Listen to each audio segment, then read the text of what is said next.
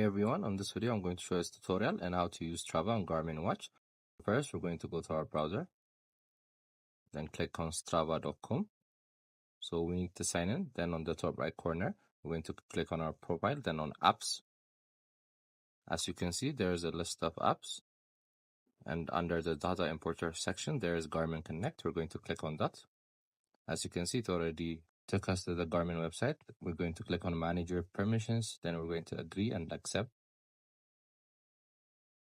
Since we're already logged in, you can see our profile is there. Then we're going to go back to Strava, and click on the profile app, then click on my profile. Then as you can see, this is the profile. Then we're going to click on again on settings. Then as you can see on social connections, there is connected Garmin. I'm going to click on that. As you can see, there is a page that comes in to allow us save it.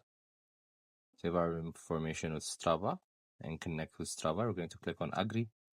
So as you can see, we're connected. So we're going to go to the Garmin app on your watch. Then you're going to sync the data. And now the data have been connected between Garmin and Strava. I hope you like this video. Subscribe for more, like for more. Goodbye.